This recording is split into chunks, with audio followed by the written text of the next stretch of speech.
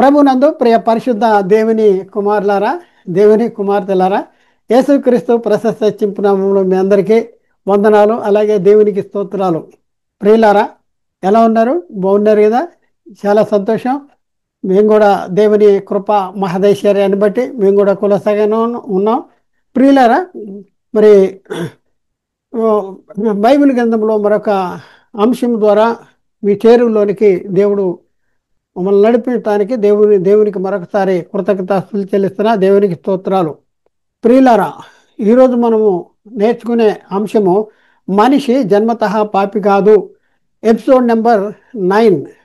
మనిషి జన్మతః పాపి కాదు, ఎపిసోడ్ నెంబర్ 9. ఈ ఈ ఎపిసోడ్లో మనం నేర్చుకునేది ఏంటంటే, మా తండ్రులు పాపము చేసి గతించిపోయిరి, మేము వారి దోష శిక్షను అనుభవించుతున్నాము అనే అంశం. మా తండ్రులు పాపము చేసి గతించిపోయారు, మేము వారి దోష శిక్షను అనుభవిస్తున్నాము అనే అంశాన్ని గురించి మనం నేర్చుకోవడానికి ప్రయత్నం చేద్దాం.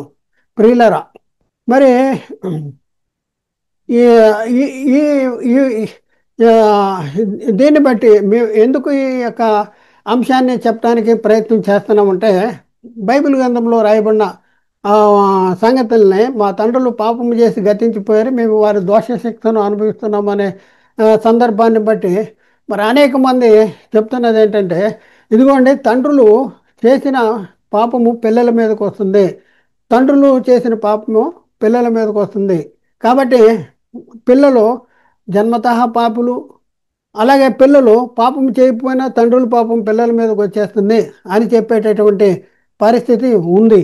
కాబట్టి ప్రియులరా, మరి ఇది వాస్తవమైన నిజమైన రాయబడినటువంటి వచనాల్లో, బైబిల్లో రాయబడినటువంటి వచనాల్లో కొన్ని వచనాలు మనం చదువుతూ ఉంటుంటే నిజంగానే జన్మ మనిషి జన్మతః పాపి అనే భావాన్ని మనకు కలిగించేలాగా ఉంటాయి.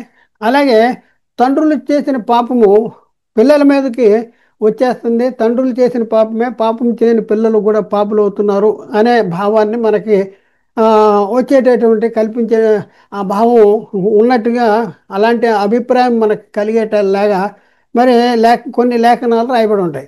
అయితే వాస్తవంగా ఆ లేఖనాలలో రాయబడిన సంగతులు మన ఆలోచన బట్టి మరి ఆ, మ్, మనిషి జన్మతః పాపి అని కానీ, లేకపోతే తండ్రులు పాపం చేయని పిల్లల మీదకి వచ్చేస్తుందని కానీ, మరి ఆ వచనాలు అర్థము చెప్తున్నాయా, లేకపోతే ఆ వచనాల్లోంటి భావం ఏంటి, ఇవి ఈరోజు మనం తెలుసుకుంటానికి ప్రయత్నం చేద్దాం. ప్రియులరా, చాలా జాగ్రత్తగా మీరు ఆలోచించండి. మేము ఎవరిని కూడా వ్యక్తిగతంగా కానీ, సంఘపరంగా కానీ, సంస్థ పరంగా కానీ ఎవరిని తప్పు పట్టుకుంటానికి కానీ, కించపడటానికి కానీ, మేము చెప్పేదే కరెక్టు,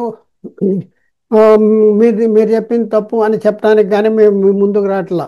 బైబిల్లో ఏముంది, బైబిల్ ఏం చెప్తుంది, దాన్ని గురించినటువంటి సంగతులు మీకు తెలియపరచడానికే మేము ముందుకి వచ్చాం. ఆలోచించండి, అర్థం చేసుకోండి, సత్యాన్ని గ్రహించడానికి ప్రయత్నం చేయండి.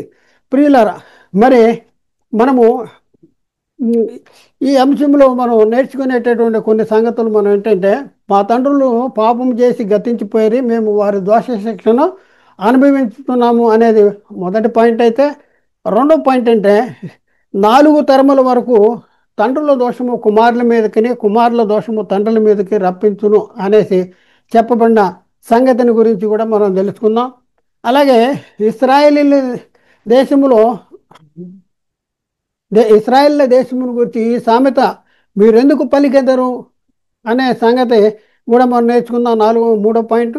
అలాగే 4వ పాయింట్ ఏంటంటే, తండ్రుల యొక్క దోష శిక్షను కుమారుడు మోయటలేదు, కుమారుని దోష శిక్షను తండ్రి మోయటలేదు అనేది 4వ పాయింట్ నేర్చుకుందాం. 5వ పాయింట్ ఏంటంటే, దుష్టుడు తాను చేసినటువంటి పాపములన్నింటినీ విడిచి నా కట్టడలను అనుసరించి నడిచిన యెడల, నీతిని అనుసరించి న్యాయమును జరిగించిన యెడల అతడు మరణము నొందడు అనే 5వ పాయింట్. అలాగే 6వ పాయింట్ ఏంటంటే, నీతిపరుడు తన నీతిని విడిచి పాపము చేసిన యెడల అతడు దాన్ని బట్టి మరణము నొందును అనేసి అలాంటి ఆ సంగతి కూడా మనం నేర్చుకుంటానికి ప్రయత్నం చేద్దాం. అయితే ప్రియులారా, ఇంకా చాలా సంగతులు ఉన్నాయి. అయితే సమస్య ఏంటంటే, ఈరోజు మనం ఎంతవరకు మనం నేర్చుకుంటాము అనే దాని గురించి దాన్ని బట్టి టైంని బట్టి మనం నేర్చుకుంటానికి ప్రయత్నం చేద్దాం. ప్రియులారా, మరి ఇక్కడ మా తండ్రులు పాపం చేసి ఆ, గతించిపోయి వారి దోష శిక్షను మేము అనుభవిస్తున్నామంటే తండ్రులు చేసినటువంటి ఆ, ఆ, తండ్రులు చేసినటువంటి పాపము ఆ, పాపాన్ని వారి కుమారులు తండ్రుల యొక్క దోష శిక్షణ కుమారులు మరి అనుభవిస్తున్నాం అంటే అర్థం ఏంటి? అంటే తండ్రులు చేసిన పాపమే వారి పిల్లల మీదకి వస్తుంది కనుక వారు నరకానికి పాత్రులుగా అవుతున్నారా? మరొక ప్రశ్న ఏంటంటే తండ్రులు చేసిన దోష శిక్ష వారి పిల్లల మీదకి వస్తుంది కనుక వారు నరక శిక్షకు పాత్రులము అవుతున్నారు అనే అసత్యాన్ని బోధిస్తున్నారు. ఇది నిజమేనా? ఈ ఈ సంగతులను బట్టి ఏం బోధిస్తున్నారంటే తండ్రులు చేసిన పాపమే పిల్లల మీదకి వచ్చేస్తుంది, వారి దోష శిక్షను బట్టి పిల్లల మీదకు పాపం వచ్చేస్తుంది, వీళ్ళు పాపులుగా తీర్చబడుతున్నారు అనేసి చెప్పేటటువంటి పరిస్థితి ఉంది. ఇది నిజమేనా? ఒకసారి ఆలోచించుకోవాల్సినటువంటి అవసరం ఉంది. లోకంలో జరుగుతున్నటువంటి అసత్య బోధ ఏంటి అంటే తండ్రులు చేసిన పాపము వారి పిల్లల మీదకి వస్తుంది కనుక వారు నరక శిక్షకు పాత్రలమవుతున్నారు. నేటి కాలంలో జరుగుతుంది. అంటే తండ్రులు చేసిన పాపమే పిల్లల మీదకి వచ్చేస్తుంది అనేసి కొన్ని వచనాలను బట్టి వాళ్ళు అలాంటి అభిప్రాయాన్ని దురభిప్రాయాన్ని కలిగి ఉన్నారు. ఆ వచనాలు ఏంటో కూడా మనం పరిశీలన చేద్దాం. అలాగే తండ్రులు చేసిన దోష శిక్ష వారి పిల్లల మీదకి వస్తుంది కనుక వారు నరక శిక్షకు పాత్రలమవుతున్నారు అనే అసత్య బోధన నేటి క్రైస్తవ సమాజంలో కొంతమంది బోధించినటువంటి పరిస్థితి ఉంది. ప్రియులారా, మరి ఇది నిజమైన తండ్రులు చేసిన దోష శిక్ష దోష దోష శిక్ష పిల్లలకు వచ్చేది నరకమా? తండ్రులు చేసిన పాపము పిల్లల మీదకి వచ్చేస్తుందా? తండ్రులు చేసిన పాపం వలన వారికి పుట్టిన పిల్లలు కూడా పాపులుగానే పుడుతున్నారా? మరి పాపం చేయకపోయినా పాపులు అవుతున్నారా పిల్లలు? ఒకసారి ఆలోచన చేసుకోవాల్సిన అవసరం ఉంది. ప్రియులారా, ఒకసారి ఆలోచించండి. తండ్రులు చేసిన పాపము చేయని మనకు సంప్రాప్తం కాదు. అంటే తండ్రులు చేసిన పాపము చేయని పిల్లలకి సంప్రాప్తము కాదు గనక వారు నరక శిక్షకు పాత్రులు కాదు, నరకానికి వెళ్ళరు. ఇది మనం ముద్రించుకోవలసినటువంటి అవసరం ఉంది. అలాగే ఆదాము చేసిన పాపము చేయని మన మీదకి సంప్రాప్తము కాదు. ఆదాము చేసిన పాపం చేయని మన మీదకే సంప్రాప్తం కాదు. మనం గత క్లాసుల్లో మనం నేర్చుకున్నది ఏంటంటే ఆదాము చేసిన ఆదాముకి పుట్టిన ఇద్దరు పిల్లల్లో కయ్యూను హేబేలుకి వారు జన్మతః పాపులు కాదు. ఆదాము పాపం చేశాడు. పాపం చేసిన ఆదాముకు పుట్టిన ఇద్దరు పిల్లలు కూడా జన్మతః పాపులు కాదు. ఆదాము పాపమే ఇద్దరు పిల్లలు కయ్యూను హేబేలుకి రాలేదు. తర్వాత కయ్యూను నరహత్య చేసి పాపిగా మారాడు. అయితే ప్రియులారా, ఒకసారి ఆలోచన. తండ్రులు పాపం చేస్తే వారి పిల్లలు నరకానికి వెళ్ళిపోరు, ముద్రించుకోవాలి. ఇది దృష్టిలో పెట్టుకోవాలి. అలాగే ఫలానా వ్యక్తి పాపం చేశాడు కనుక వాళ్ళ పిల్లలు నరకానికి వెళ్ళిపోతారా అంటే వెళ్ళిపోయేటటువంటి ప్రసక్తి అసలు లేనే లేదు. అయితే ప్రియులరా, తండ్రులు పాపం చేస్తే వారి పిల్లలు నరకానికి వెళ్ళిపోతారు అని బైబిల్లో ఎక్కడుంది? బైబిల్లో ఎక్కడుంది? బైబిల్లో ఎక్కడ లేదు. మనం ఆలోచిస్తే అది బైబిల్ సిద్ధాంతమే కాదు. ఏంటి? తండ్రులు పాపం చేస్తే వారి పిల్లలు నరకానికి వెళ్ళిపోతారు, తండ్రుల పాపమే పిల్లలకు వచ్చేస్తుంది, వాళ్ళు పిల్లలు నరకానికి వెళ్ళిపోతారు అని చెప్పే సిద్ధాంతం బైబిల్ సిద్ధాంతం కాదు. మరి ఎక్కడి నుంచి తీసుకొచ్చి చెప్తున్నారో మనకు అర్థం కావట్లా. ఎందుకంటే బైబిల్ ఏం చెప్తుందంటే ఆజ్ఞాతిక్రమణ పాపములో వచ్చి జీతము మరణము అనేసి బైబిల్ చెప్తుంది.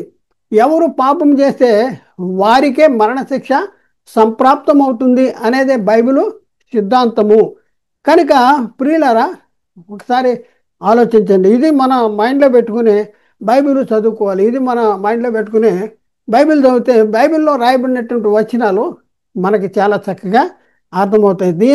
దీనికి వ్యతిరేకంగా, దీనికి విభిన్నంగా, దీన్ని వివేచించేలాగా బైబిల్లో రాయబడి ఉండదు. ఒకసారి ఆలోచించండి, బైబిల్లో ఒక వచనం మరొక వచనాన్ని విభేదించదు, సమర్థిస్తుందే కానీ విభేదించదు. సమర్థిస్తుంది కానీ విభేదించదు. ఎందుకంటే లేఖనం ఎప్పుడు మనిషిని ఎత్తిన బట్టి కలగలేదు, కానీ మనుషులు పరిశుద్ధాత్మ ద్వారా ప్రేరేపించబడిన వారే దేవుని మూలంగా పలికినవే లేఖనాలు.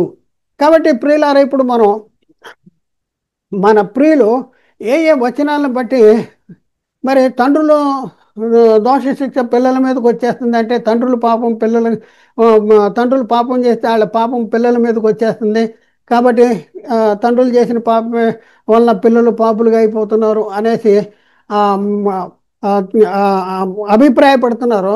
ఏ వచనాలని బట్టి వాళ్ళు అభిప్రాయపడుతున్నారు, ఆ వచనాలు మనం చూసుకుంటూ మరి ఆ వచనాలు వారి అభిప్రాయాన్ని సమర్థిస్తున్నాయా విభేదిస్తున్నాయా ఒకసారి మనం తెలుసుకుంటానికి ప్రయత్నం చేద్దాం. మొట్టమొదట, తండ్రులు దోషమును కుమారుల మీదకి రప్పించినట్లుగా వ్రాయబడినటువంటి వచనాలు. తండ్రుల దోషాలు కుమారుల మీదకి వచ్చినట్లుగా రాయబడిన వచనాలు. నిర్గమకాండంలో 20 అధ్యాయము 5, 6 వచనాలు మనం చదువుదాం. నిర్గమకాండంలో 20 అధ్యాయము 5, 6 వచనాలు. ఏలైనగా నీ దేవుడైన యెహోవానగు నేను రోషము గల దేవుడును, నన్ను ద్వేషించు వారి విషయంలో 3-4 తరముల వరకు తండ్రుల దోషములను కుమారుల మీదకి రప్పించదను. 6వ వచనం, నన్ను ప్రేమించి నా ఆజ్ఞలను గైకొను వారిని 1000 తరముల వరకు కరుణించు వాడనై ఉన్నాను అనేసి వచనం రాయబడింది. అంటే ప్రియులారా, ఇక్కడ మనం చూస్తే నన్ను ద్వేషించు వారి విషయంలో 3-4 తరముల వరకు తండ్రుల దోషము కుమారుల మీదకి రప్పించదను అని అంటున్నాడు కదా. మరి మరి వచనాన్ని మనం మరి తండ్రుల దోషమే కుమారుల మీదకి ఎలా వస్తుంది? తండ్రుల దోషం కుమారుల మీదకి రప్పిస్తా అంటాడు. అంటే తండ్రుల దోషం కుమారుల మీదకి ఎలా వస్తుంది? అంటే తండ్రులు చేసిన పాపము కుమారుల మీదకి వస్తుందా? ఆ దోష ఫలితం ఏంటి? తండ్రులు చేసిన దోష ఫలితం ఏంటి? కుమారులు అనిపించేటటువంటి ఫలితం ఏంటి? ఆ దోష ఫలితం ఎలా జరుగుద్ది అని తెలుసుకోవలసినటువంటి అవసరం ఉంది.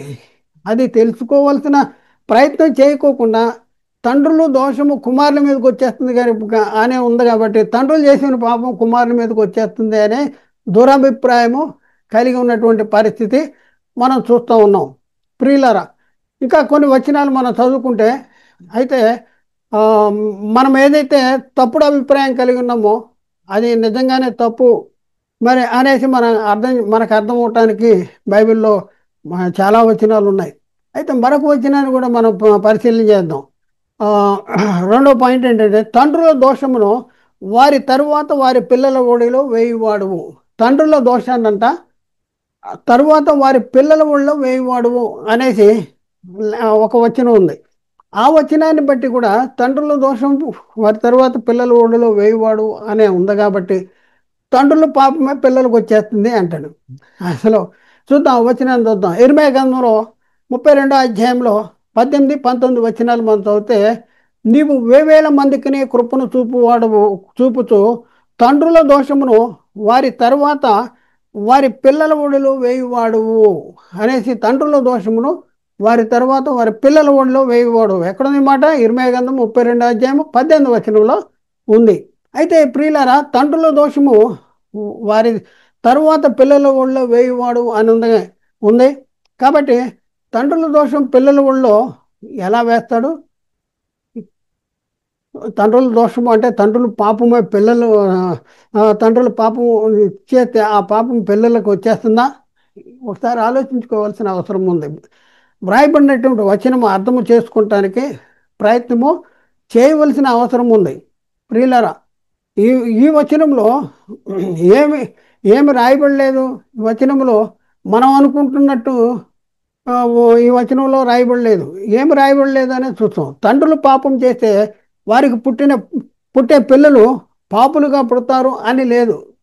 తండ్రులు పాపం చేస్తే వారి పాపము వారి పిల్లలకు వచ్చేస్తుంది కనుక ఆ పిల్లలు చనిపోతే నరకానికి వెళ్తారు అనేది కూడా ఈ వచనంలో లేదు. మనం అనుకుంటున్నాం, కానీ ఆ వచనంలో లేదు. ఎందుకు లేదు ఏంటి అనేది మనం ఆ, నేర్చుకుంటానికి ప్రయత్నం చేద్దాం. ఇంకా మరొక వచనంలో కూడా చూద్దాం ప్రియులారా. నిర్గమకాండంలో 34వ అధ్యాయము 6-7 వచనాల్లో అక్కడ రాయబడిన మాటను మనం చూద్దాం. ఏమనుంది ఇక్కడ?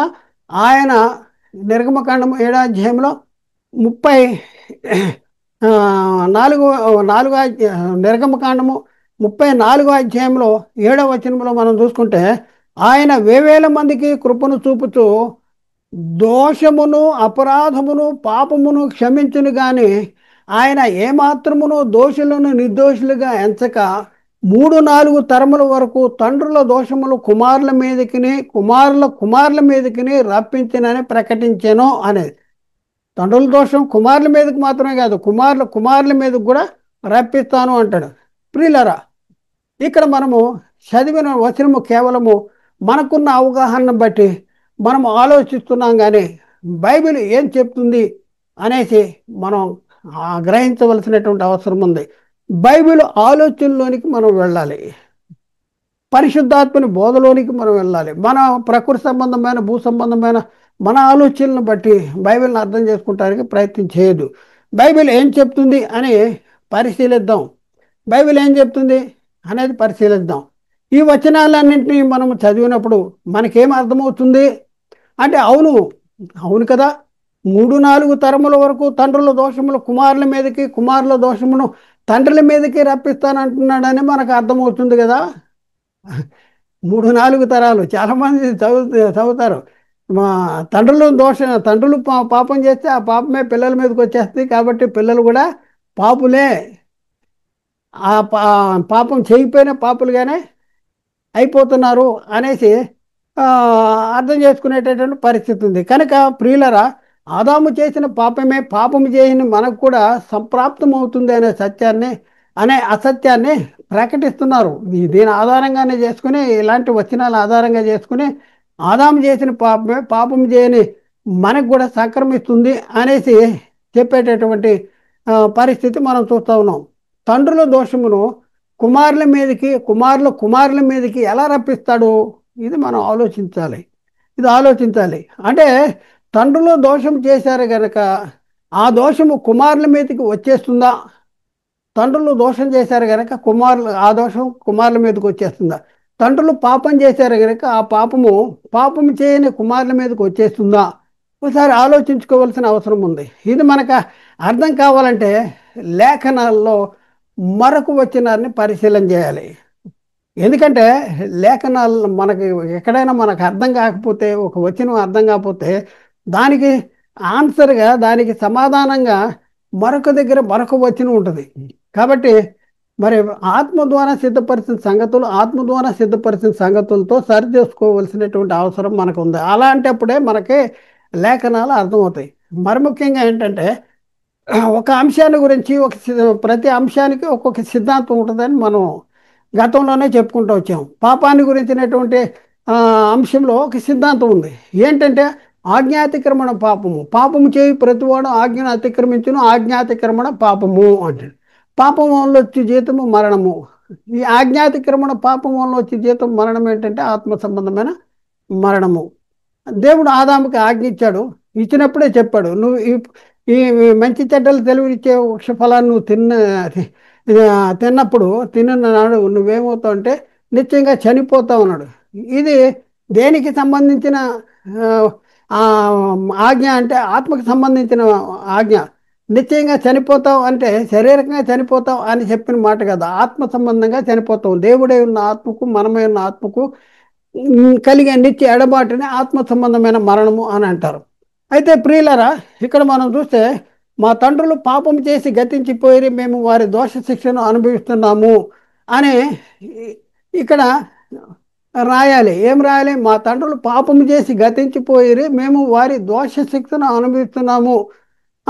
ఇక్కడ వారి దోష శిక్షను అనుభవిస్తున్నారు. వీళ్ళేంటి, తండ్రులు పాపము చేసి గతించిపోయారు, వీళ్ళు కూడా పాపులుగా అవ్వలేదు, వీళ్ళు కూడా పాపులుగా మారలేదు, లేకపోతే వాళ్ళు చేసిన పాపమే వీళ్ళకి రాలేదు. ఏమైందంట, వారి దోష శిక్షను మేము అనుభవిస్తున్నాం. వాళ్ళు చేసినటువంటి దోషాలకి శిక్ష మేము అనుభవిస్తున్నాము అంటాడు. వాళ్ళ దోషాలే మాకు రాలేదు, వాళ్ళ దోషాల వల్ల మేము కూడా దోషులం అవ్వలేదు, కానీ వాళ్ళ దోష శిక్షను మేము అనుభవిస్తున్నాం. ఇక్కడికి వస్తేనే తప్ప మనకు బైబిల్ అర్థం కాదు. ఒకసారి ఆలోచించండి, రాయబడిన వచనాలన్నింటినీ కూడా మనం పరిశీలన చేస్తే వాళ్ళు పాపం చేసి గతించిపోయారంట. మా తండ్రులు పాపం చేసి గతించి వారి దోష శిక్షణ మేము అనుభవిస్తున్నాం. అంతేగాని వారు పాపం చేసి గతించిపోతే వాళ్ళ పాపమే మాకు వచ్చేస్తుంది, మేము కూడా పాపలు అవుతున్నాం అని బైబిల్లో చెప్పట్లా. ఎందుకంటే ఎవరైతే ఆజ్ఞను అనుసరిస్తారో ఆ, వాళ్ళు నీతిమంతులు, ఎవరైతే ఆజ్ఞను అతిక్రమిస్తారో వాళ్ళు పాపులుగా పరిగణించబడతారు. చూద్దాం ప్రియులారా, నా 4వ పాయింట్ ఏంటంటే, మా తండ్రులు పాపం చేసి గతించిపోయి మేము వారి దోష శిక్షను అనుభవిస్తున్నాము అనేది స్టడీ. అయితే దీనికి సంబంధించిన వచనాన్ని మనం చూద్దాం. విలాప వాక్యాల్లో 5వ అధ్యాయంలో 7వ వచనం చూద్దాం. విలాప వాక్యాలు 5వ అధ్యాయం 7వ వచనం. మా తండ్రులు పాపం చేసి గతించిపోయి మేము వారి దోష శిక్షను అనుభవిస్తున్నాము. ఇక్కడ ప్రియులారా మనం ఆలోచిస్తే తండ్రులు పాపము తండ్రులు పాపము కుమారుల మీదకి రప్పిస్తున్నాను అంటే, తండ్రులు పాపము కుమారుల మీదకి రప్పిస్తున్నాను అంటే ఎలా రప్పిస్తాడు అంటే, తండ్రులు దోషం చేశారట, ఆ దోషము కుమారుల మీదకి రప్పిస్తున్నాను అంటే కుమారుల మీదకి వస్తుంది అంటే ఎలా వస్తుంది? తండ్రులు పాపం చేశారు కనుక కుమారులు కూడా పాపులు అవుతున్నారా? లేకపోతే ఆ దోష శిక్ష అనేది ఎలా వస్తుంది, ఎలా రప్పిస్తున్నాడు? ఇది మనం పరిశీలన చేయవలసిన అవసరం ఉంది. తండ్రులు చేసిన పాపం యొక్క దోషములకు కుమారులు శిక్ష అనుభవిస్తున్నారంట. తండ్రులు చేసిన దోషానికి కుమారులు ఏం చేస్తున్నారు? శిక్ష అనుభవిస్తున్నారు అంటాడు. ఎలా అనిపిస్తున్నారు, ఎందుకు అనిపిస్తున్నారు, ఏంటి, ఇదంతా కూడా మనం తెలుసుకోవాల్సిన అవసరం ఉంది. తండ్రులు చేసిన పాపం యొక్క ఆ, దోషములకు కుమారులు శిక్ష అనుభవిస్తున్నారంట. ఎందుకు అనుభవిస్తున్నారు? ఇప్పుడు తండ్రులు చేసిన ఆ, పాపానికి, తండ్రులు చేసిన దోషాలకి తండ్రులు శిక్ష అనుభవిస్తారు, తండ్రులకి శిక్ష విధిస్తాడు. ఈ గతంలో మనం చూస్తే ఇస్రాయిల్ పరిస్థితి మనం చూస్తే ఇస్రాయేలీలు దేవుని ఆజ్ఞకు లోబడక పోయినటువంటి పరిస్థితుల్లో, అవిధేయులుగా ఉన్నటువంటి పరిస్థితుల్లో, కొన్ని పరిస్థితుల్లో శత్రువులకు అప్పగించినటువంటి పరిస్థితి ఉంది. ఎవరైతే శత్రువులకి అప్పగించబడుతున్నారో వాళ్ళు వాళ్ళు శత్రువుల చేతిలో చనిపోయేటటువంటి పరిస్థితి. అది తండ్రుల పరిస్థితి. మరి పిల్లల పరిస్థితి ఏంటి? తండ్రులు దోషం చేస్తున్నారు, తండ్రులు చేసిన దోషానికి శిక్ష తండ్రులకు విధించబడుతుంది. అయితే కుమారుల విషయంలో మనం పరిశీలన చేస్తే, మా తండ్రులు పాపం చేసి గతించిపోయి వారి దోష శిక్షను మేము అనుభవిస్తున్నామంటే, కుమారులు తండ్రుల యొక్క దోష శిక్షను ఎలా అనుభవిస్తున్నారు? తండ్రుల పాపమే వీళ్ళకి వచ్చేస్తుందా? కాదు. తండ్రులు చేసిన పాపం రాదు వీళ్ళకి. వీళ్ళు పాపం చేస్తే వీళ్ళు పాపులు అవుతారు. దొంగతనం చేసిన వాడు దొంగ అవుతాడు. దొంగ కొడుకు దొంగ, దొంగకి పుట్టాడు కనుక దొంగకు పుట్టిన కుమారుడిని దొంగ అని అనటానికి వీల్లేదు. ఆ కుమారుడు కూడా దొంగతనం చేయాల్సిన అవసరం ఉంది, అప్పుడే దొంగ అంటాం. కాబట్టి ప్రియులరా, వారి దోషములను కుమారులు అనుభవిస్తున్నారు, కానీ తండ్రుల దోషాలని కుమారులు అనుభవిస్తున్నారు, కానీ కుమారులు దోషులు కాదు. తండ్రులు చేసిన దోషాన్ని కుమారులు అనుభవిస్తున్నారు, కానీ కుమారులు దోషులు కాదు. కానీ అనుభవించేదేంటి? తండ్రులు చేసిన దోష శిక్షను వీళ్ళు అనుభవిస్తున్నారు. ఇది ఎట్లాగో మనం తెలుసుకోవాల్సినటువంటి అవసరం ఉంది. తండ్రులు చేసిన దోష శిక్షను కుమారులు అనుభవించటం ఏంటి, ఎలా అనుభవిస్తారు? ఇది మనం తెలుసుకోవాల్సిన అవసరం ఉంది. ప్రశ్న: కుమారుల మీదకి రప్పించేది ఏంటి? తండ్రులు చేసిన పాపము కాదు, వారి దోష శిక్షను వీళ్ళు అనుభవిస్తున్నారు. ఇది చాలా జాగ్రత్తగా పరిశీలన చేసుకోవాలి. ఎందుకంటే మన మైండ్లో ముందు నుంచి తండ్రుల పాపం కుమారుల మీదకి వచ్చేది. తండ్రులు చేసిన తండ్రులు పాపం చేయటం వలన కుమారులు కూడా పాపులు అయిపోతున్నారు, లేకపోతే మనిషి జన్మతః పాపి, ఈ రకమైనటువంటి అభిప్రాయాలు మన మైండ్లో ఉన్నాయి. ఆ మైండ్లో ఉన్న అలాంటి అభిప్రాయాలను బట్టి మనం బైబిల్ చదివితే బైబిల్లో ఉన్న సంగతులు కూడా దానికి కోయిన్సైడ్ అవుతూ ఉంటాయి. కాబట్టి ముందు మన మైండ్ని ఫ్రెష్ చేసుకోవాలి. బైబిల్లో ఏముంది అనేది మనకు అర్థం కావాలంటే ముందు మన అభిప్రాయాలని పక్కన పెట్టాలి.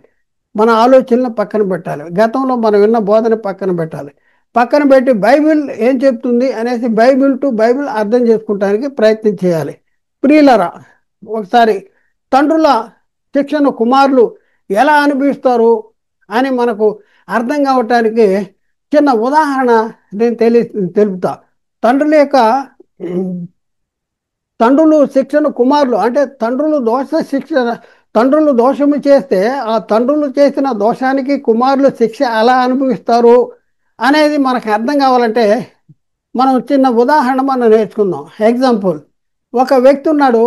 అతని యొక్క తాత సంపాదించినటువంటి ఆస్తి ఉంది. తాత సంపాదించాడు, ఆస్తి ఉంది. ఆ ఆస్తిని తండ్రి ఏం చేశాడంటే పాడు చేశాడు.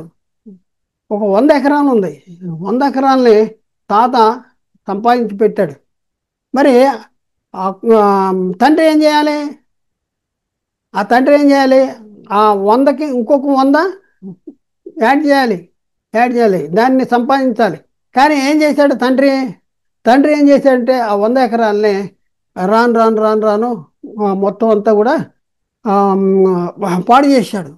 తాగుడు కానీ వ్యసనాలకి బానిస అయిపోయి ఉన్నదంతా అమ్మేసి మొత్తం అంతా ఏమి లేవు. మరి ఈ కుమారుడు అంటే తాతకి మనవడు, తండ్రికి కొడుకు. ఈ కొడుకు కాలానికి వచ్చేటప్పటికి మనవడి కాలానికి లేక కొడుకు కాలానికి వచ్చేటప్పటికి ఏమీ లేవు. తాత ఏమో 100 ఎకరాలు సంపాదిస్తే కొడుకేమో మొత్తం అంతా కూడా గతం చేశాడు. మరి మనవడు కాలానికి వచ్చేటప్పటికి ఏమీ లేవు. ఇప్పుడు వీళ్ళేమంటున్నాడు, మనవడు అనగా ఆ వ్యక్తి వచ్చేటప్పటికి ఆస్తిలో ఏమీ లేదు. ఎందుకంటే అతని తాత సంపాదించిన ఆస్తిని తండ్రి పాడు చేశాడు. అప్పుడు ఈ మనవడు చాలా కష్టపడి ప్రయాసపడి జీవనం గడపవలసి వచ్చింది. అలాంటి పరిస్థితుల్లో మనవడు అంటున్నాడు, మా తండ్రులు అంటే మా తండ్రి చేసిన మా తండ్రి మా తండ్రి పాపం చేసి గతించిపోయాడు. మా తండ్రులు పాపము చేసి గతించిపోయారు. మేము వారి దోష శిక్షను అనుభవిస్తున్నాం. చూడండి ప్రియులారా, తండ్రులు చేసినటువంటి దోష శిక్ష వీళ్ళు అనుభవిస్తున్నారంట. తండ్రులు ఏం చేశారు అంటే ఉన్నదంతా ఖర్చు పెట్టేశారు, ఉన్నదంతా మొత్తం ఊడ్చేశారు. మరి మనవడు వచ్చేటప్పటికి వీళ్ళ దగ్గర ఏమీ లేవు. అంటాడు, మా తండ్రులు పాపం చేసి గతించిపోయారు. అంటే మా తండ్రులు అన్నీ అమ్మేసుకుని, మా తాత చాలా సంపాదించాడు కానీ మా తండ్రి అన్నీ అమ్మేసుకుని మా దగ్గరికి వచ్చేటప్పటికి ఏం లేకుండా చేశాడు. దానికి ఫలితంగా మేము కష్టపడుతున్నాము అనేసి చెప్పేటటువంటి పరిస్థితి ఉంది. తండ్రులు దోష శిక్ష కుమారులు శరీరములో జీవించి ఉండగా అనిపిస్తున్నారు. ఎక్కడ అనిపిస్తున్నారు? శరీరంలో జీవించుండగా. తండ్రులు దోష శిక్షను కుమారులు ఎక్కడ అనిపిస్తున్నారు అంటే శరీరంలో ఉండగా అనిపిస్తున్నారు. అది కూడా శరీర సంబంధమైన శ్రమే అనేసి మనం గ్రహించవలసినటువంటి అవసరం ఉంది. అయితే పవివచనం యొక్క సందర్భాన్ని చదువుదాం. ఏ సందర్భంలో ఈ మాటలు మాట్లాడారు? మా తండ్రులు పాపము చేసి గతించిపోయారు, వారి దోష శిక్షను మేము అనుభవిస్తున్నాం అనే మాటలు ఏ సందర్భంలో అక్కడ మాట్లాడారు అనేది మనం పరిశీలన చేస్తాం. ఇశ్రాయేలీయులు దేవుని చిత్తానికి వ్యతిరేకంగా జీవించినప్పుడు, దేవుడు వారిని శత్రు దేశాలకు అప్పగించినప్పుడు వారు చెరలోనికి కొనిపోవటం అనేది జరిగింది. ఆ చెరలోకి వెళ్ళిపోయినప్పుడు ఆ శత్రువులు వీరిని శ్రమల పాలు చేసేటటువంటి పరిస్థితి ఉంది. అలాంటి శ్రమలు అనుభవిస్తున్నటువంటి కాలంలో ఇశ్రాయేలీయులు దేవునికి మొరపెడుతున్నటువంటి సందర్భం. వాళ్ళ శత్రువుల చేతిలో పడిపోయి శత్రువులకి బానిసలైపోయి అక్కడ బానిసలుగా ఉండి వాళ్ళ కష్టపడుతున్నటువంటి పరిస్థితుల్లో వాళ్ళు చెప్తున్నటువంటి పరిస్థితి. వాళ్ళు అంటున్నారు, ఏమంటున్నారో చూద్దాం. విలాప వాక్యాలు 5వ అధ్యాయంలో 1 నుంచి 6 వచనాలు చూద్దాం. విలాప వాక్యాలు 5వ అధ్యాయం 1 నుంచి 6 వచనాలు. యెహోవా మాకు కలిగిన శ్రమను జ్ఞాపకము చేసుకొనుము, దృష్టించి మా మీదకి వచ్చినటువంటి నింద ఎట్టుదో చూడుము. మా స్వాస్థ్యము పరదేశులు వశమాయను. ఏమైంది? మాకున్న స్వాస్థ్యం ఏమైపోయింది? పరదేశుల వశమైపోయింది. మా ఇండ్లు అన్యుల స్వాధీనమాయను. మా ఇళ్ళు కూడా అన్యుల స్వాధీనం అయిపోయినాయి. మేము దిక్కులేని వారము, తండ్రి లేని వారము, మా తల్లులు విధవరాలు, దిక్కులేని వారం, తండ్రి లేని వారం. ఎందుకు? శత్రువులు వచ్చి చంపేశారు తండ్రిని. మరి మా తల్లి విధవరాలైందంట. ఎందుకు తల్లి విధవరాలైంది? తండ్రిని చంపేశారు. ఇంకా మనం చూస్తే 4వ వచనం, ద్రవ్యమిచ్చి నీళ్లు త్రాగితిమి, క్రయమునకు కట్టెలు తెచ్చుకుంటుమే, మమ్మను తరుమువారు మా మెడ మీద ఎక్కి ఉన్నారు, మేము అలసట చెంది ఉన్నాము, విశ్రాంతి అన్నది మాకు లేదు, పొట్టకూటికై ఐగుప్తీయులను అషూరులకును లోబడి ఉన్నాము అనేసి అక్కడ చెప్తున్నటువంటి పరిస్థితి. ప్రియులరా, ఈ వచనంలో మనం చూస్తే వాళ్ళు ఎందుకంటున్నారు? మా తండ్రులు పాపము చేసి గతించిపోయి మేము వారి దోష శిక్షను అనుభవిస్తున్నాము అనేసి ఎందుకంటున్నారు? ఒకసారి ఆలోచించి తండ్రులు చేసిన పాపము, తండ్రులు పాపము చేసి గతించిపోతే ఆ పాపము వారి పిల్లలకి వస్తుందా అంటే వస్తుందా? లేక వారి దోష శిక్షను వీరు శారీరకంగా అనుభవిస్తున్నారా? తండ్రులు పాపం చేస్తే ఆ పాపం అనేది పిల్లలకి వచ్చేస్తుందా? లేకపోతే తండ్రులు చేసిన పాపం వారి దోష శిక్ష కుమారులకి వస్తుందా అనేసి మనం పరిశీలన చేస్తే ఇక్కడ 5వ వచనంలో పరిశీలించిన మీదట తండ్రుల దోషమునకు వారి పిల్లలు శారీరకంగా శిక్షించబడినట్లు మనము గ్రహించగలుగుతున్నాము.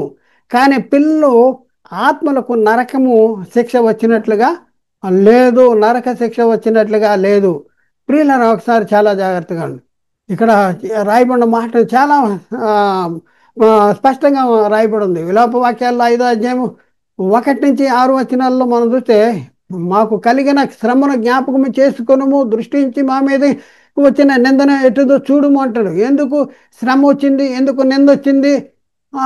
ఎలాంటి నింద వచ్చిందంటే ఆ నిందన గురించి చెప్తున్నాడు. మా స్వాస్యము పరదేశుల వశమాయను, మా ఇండ్లు అన్యులు స్వాధీనమాయను, మేము దిక్కులేని వారము, మా తండ్రి లేని వారము, మాకు తల్లి లేని వారము, మా తల్లి విధవరాలు అయింది అనేసి ద్రవ్యమిచ్చి నీళ్లు కొనుక్కుంటున్నాము, క్రయమునకు కట్టెలు కొనుక్కుంటున్నాము, మమ్మల్ని తరుమువారు మా మెడ మీద ఎక్కి ఉన్నారు, మేము అలసట చెంది ఉన్నాము, విశ్రాంతి అన్నది మాకు లేదు, పొట్టకూటికై ఐగుప్తీయులను అషూరులను లోబడి ఉన్నాము అనేసి ఎందుకు అంటున్నారు అంటే, ప్రియులరా, తండ్రులు పాపము చేసి గతించిపోయారంట. తండ్రులు పాపం చేసి గతించిపోయారు. వారి దోష శిక్షను మేము అనుభవిస్తున్నాము. తండ్రులు దేవునికి అవిధేయులై ఉండటం వలన దేవుడు వారిని శత్రువులకి అప్పగించడం జరిగినప్పుడు తండ్రుల్ని శత్రువులు చంపేశారు. భార్య విధవరాలైపోయింది, తండ్రి లేని వారే, తల్లి విధవరాలైపోయింది. వీళ్ళు తినటానికి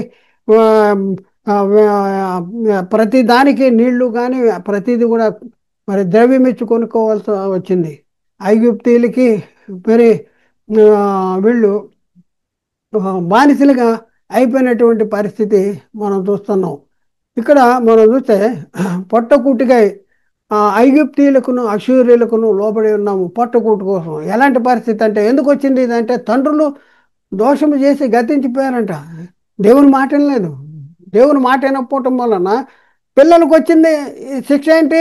శారీరక సంబంధమైన శిక్ష, ఆత్మకి శిక్ష కాదు, శరీరానికి శిక్ష, శరీర సంబంధమైన శిక్ష. శరీరానికి తిండి లేదంట, నీళ్లు లేవంట, అక్కడ తండ్రి ఏమో చనిపోయాడు, తల్లి ఏమో విధవరాలైపోయింది. మరి ఇక్కడ చూస్తే పొట్టకూటు కోసం ఐగుప్తీయులకు అషూరీయులకు బానిసలు అయిపోయాం, లోబడిపోయే పరిస్థితి. ఇదంతా ఎందుకు వచ్చిందంటే మా తండ్రులు చేసిన దోషం వలన. తండ్రుల దోషం వలన కుమారులకి వచ్చింది శరీర సంబంధమైన శిక్ష, లేకపోతే ఆత్మకి శిక్ష. ఇక్కడ మనం ఆలోచించింది, పాపం వల్ల వచ్చే జీతము ఏంటంట? మరణము. దేనికి సంబంధించింది? ఆత్మకు సంబంధించింది. పాపం వల్ల వచ్చే జీతము. ఇక్కడ తండ్రుల దోషం వలన కుమారుల మీదకి వచ్చిన శిక్ష ఏంటి? అంటే ఇక్కడ ఏంటంటే శరీర సంబంధమైన శిక్ష. మా తండ్రులు పాపం చేసి గతించిపోయారు, వారి దోష శిక్షను మేము అనుభవిస్తున్నాము. అంతేగాని వారి పాపాలు మా మీదకి రాలేదు. మా తండ్రులు పాపం చేశారు, మేము కూడా వారు చేసిన పాపం వల్ల మేము పాపులం అయిపోయాము అనేసి ఇక్కడ లేదు. కాబట్టి ప్రియులారా ఒకసారి ఆలోచించారు, తండ్రులు చేసిన దోష శిక్ష కుమారు మీదకి వస్తుందా అంటే, తండ్రులు చేసిన దోష శిక్ష కుమారుల మీదకి వచ్చేది దేని మీదకి వస్తుందంటే శరీర సంబంధమైన శ్రమలు. అంతేగాని ఆ ఆ తండ్రి పాపం చేస్తే ఆ పాపము ఆత్మకు ఆరోపించబడట్లేదు. దానివల్ల ఈ ఆత్మ నిత్య నరకానికి పాత్రలము పాత్రలము పాత్రం అవటం లేదు. కాబట్టి ఆలోచించండి, తండ్రులు దోష శిక్ష కుమారుల మీదకి ఎలా వస్తుంది, దేనికి వస్తుంది, దేని మీద వస్తుంది, ఇదంతా మనం గ్రహించాలి. ఇదంతా గ్రహించుకోకుండా గుడ్డిగా తండ్రులు పాపం చేసి గతించిపోయారు, వారి దోష శిక్ష మేము మేము అనిపిస్తున్నామని అదిగోండి ఇక్కడ ఉంది, తండ్రుల పాపమే కుమారుల మీదకి వచ్చేసింది, వీళ్ళు కూడా పాపులైపోయారు అనే దురభిప్రాయాన్ని మనం తీసివేయవలసినటువంటి అవసరం ఉంది. కాబట్టి ప్రియులారా ఆలోచించండి, అర్థం చేసుకోండి, సత్యాన్ని గ్రహించడానికి ప్రయత్నం చేయండి. ఎక్కడైనా సరే మనం పరిశీలన చేస్తే తండ్రులు చేసిన పాపము ఉమ్, తండ్రులకే తండ్రులకే వర్తిస్తుంది. తండ్రులకే శిక్ష అనేది ఉంటుంది. అంతేగాని తండ్రులు పాపం చేస్తే ఆ పాపం చేయని పిల్లల మీద ఆరోపించబడదు. దోష శిక్ష అనేది వస్తుంది. తండ్రులు తప్పు చేశారు. ఇప్పుడు మనం ఆదాము విషయంలో కూడా మనం పరిశీలన చేస్తే, ఆదాము దేవుని ఆజ్ఞను అతిక్రమించకపోతే అక్కడ మనం పరిశీలన చేస్తే అక్కడ ఆ, ఆదాము పుట్టిన పిల్లలు ఏదైనా తోటలోనే ఉండేవాళ్ళు, చక్కగానే ఉండేవాళ్ళు, ఏదైనా తోటలో ఉండేవాళ్ళు, హాయిగా ఉండేవాళ్ళు. ఆదాము చేసిన దోషాన్ని బట్టి వాళ్ళు ఏం చేశారు, ఆదాముని ఏదైనా తోటలోంచి గెంటివేయటం, ఆ తర్వాత ఆ, పుట్టిన పిల్లలు వాళ్ళు చెమటోడ్చి కష్టపడి తినవలసినటువంటి పరిస్థితి ఏర్పడింది. కాబట్టి ప్రియులారా ఆలోచించండి, మా తండ్రులు పాపం చేసి గతించిపోయి వారి దోష శిక్షను మేము అనుభవిస్తున్నాము అంటే, ఎలాంటి దోష శిక్ష వచ్చే తండ్రులు చేసిన దోషానికి వీళ్ళు అనిపించే శిక్ష దేనికి సంబంధించింది, శరీరానికి సంబంధించింది, శరీర సంబంధమైన శిక్ష అనుభవిస్తున్నారు. అంతేగాని ఆత్మకి సంబంధించిన శిక్ష కాదు. ఆత్మ నరకానికి వెళ్ళేటటువంటి పరిస్థితి లేదు. తండ్రులు పాపం చేస్తే ఆ పాపము పిల్లల మీదకి రావట్లేదు, పిల్లలు పాపులు అవ్వటం లేదు. ఇది మనం ముద్రించుకోవాల్సిన అవసరం ఉంది. ఆలోచించండి, అర్థం చేసుకోండి, సత్యాన్ని గ్రహించడానికి ప్రయత్నం చేయండి. దేవుడు మాట్లాడిన ప్రతి మాట ప్రతి ఒక్క హృదయంలో నేరుగట్టు ఫలం చేయనుగాక. ఆమెన్.